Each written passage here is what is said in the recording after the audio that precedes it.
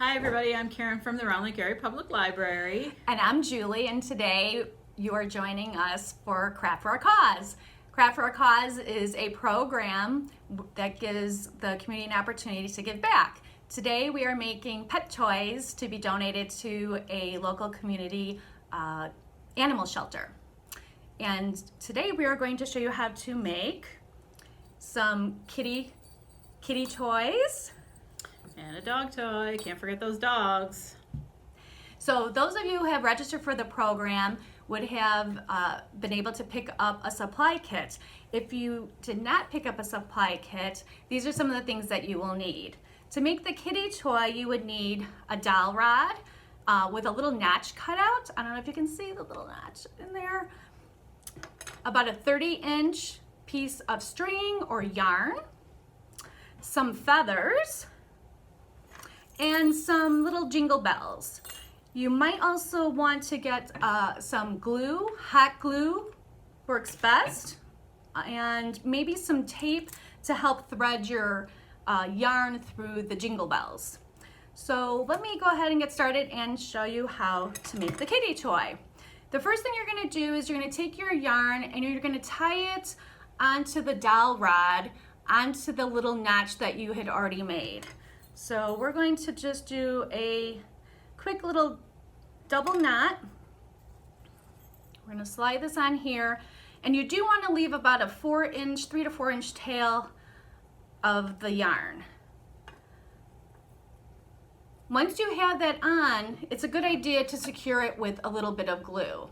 So I'm just going to put a little bit of glue here just to make sure that kitty paws at it, that it doesn't come loose. Once you have that part done, I'm going to set this aside for it to dry. We're going to glue some of the feathers together so that it looks like this.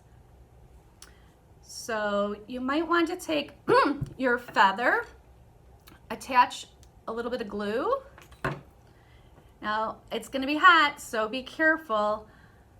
I attach my feathers, so that the ends touch, and you're going to have to hold it for a couple of seconds for it to dry so that it sticks. And you'll do that with all 4 feathers. Can you use regular glue? You can use regular glue, but again, it'll probably take a little bit longer for it to dry. What about using a clothespin to keep them That's a great stuck idea. together? If you have a clothespin, Or a piece of tape? you can use that to hold it instead of burning off your fingers. No, it wasn't hot, but just please be careful. So I'm just gonna glue another one on here just to show you, and then we will move on to the next step. So we're gluing these feathers together so that when we tie the yarn or the string on, that the feathers don't pull out when the kitty is playing with it. Okay, so these are dry. So I'm going to take the other end of my yarn. One is attached to my dowel rod. I'm going to take the other one, and I am going to thread it through the jingle bell. It might be tough to thread it through, so you might want to take a little piece of tape, put it on the end like this, give it a little twist, and then it makes it a little bit easier to thread it through small holes. So, Hey Julie, do you have any pets? I do not have any pets at the moment. How about you, Karen? Yes, I do. We are dog lovers at my house. So we have 2 dogs. We have Abby, who, if you are familiar with my Crafternoon program that I did last year, she was always in the picture with me. And then we have Casey, who's a big yellow lab. How do you think Casey and Abby are going to like the dog toy? Neither of them will like it because neither of them play with toys. But I know a couple of dogs that will love it, so we will meet them a little bit later. Awesome. Okay, so now that I've threaded the jingle bells onto my string, I'm going to tie it around the grouping of the end of the feathers here. And you want to, again, tie them securely and maybe add a dot of glue. Oops. So I made a little loop. And I'm gonna make a double knot. And then I'm just gonna trim off this little end that had the tape on it. Oh, thank you.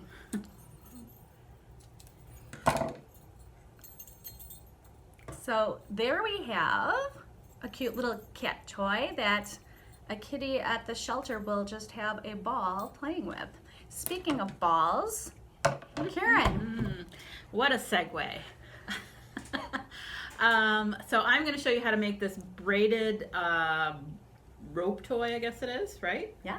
Okay. So everything that you need, if you registered for the program, you got in your bag. It's 3 lengths of t-shirt material. If you did not register and you want to make one on your own, so this is actually 1 full t-shirt that was cut across in 2 5-inch strips and a 2-inch strip, correct? Correct. Because I did not cut this, Julie did. Thank you, Julie. You're welcome. So this is actually 2 different t-shirts, obviously, because one's purple and one's white. So once you get the long tubes, you're actually going to snip the ends and open them up. And the thin one is what you're going to use to tie the ball into the fabric and tie the braids at the ends. So we're just going to set that aside. And then I'm going to snip these long, wide pieces right down the side seam.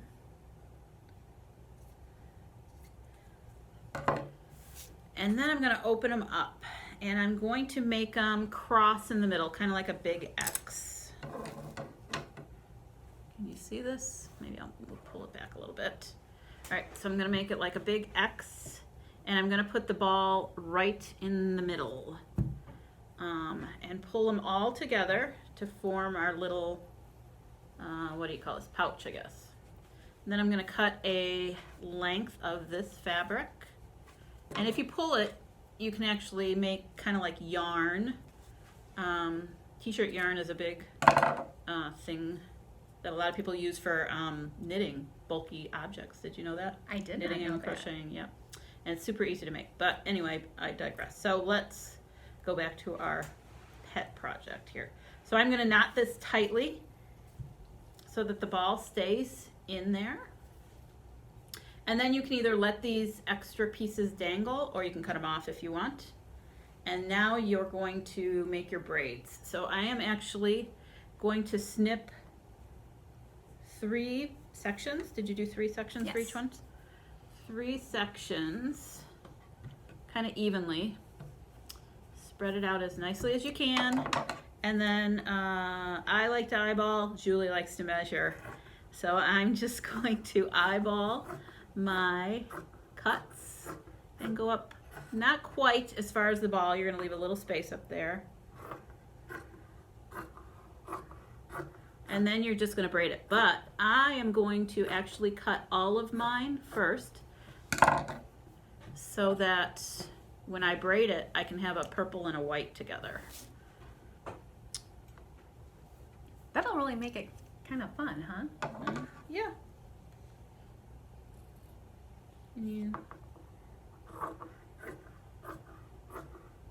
So this is gonna, the cat toy was pretty quick to make. This will take you a little bit longer if you braid. Now you don't have to braid, of course. You can leave it loose, but the braids give you a little more strength, especially if you have a dog that loves to play tug of war. So I'm going to actually snip this just a tad bit higher, and then I'm going to start my braid. And it's just the regular old braid. Side one goes in, side one goes in, side one goes in, and you can pull it pretty tight. But to get it started, it's a little bit on the loose side, and then just braid it all the way down. While Karen is braiding, I just wanted to remind you all, those of you who had picked up their supply packs, please return your finished pet toys, and you will be entered into a drawing. That looks great with the 2 colors. Do we have a date that they have to be returned by? Did you say what the date was? I did not say what the date was because I don't remember.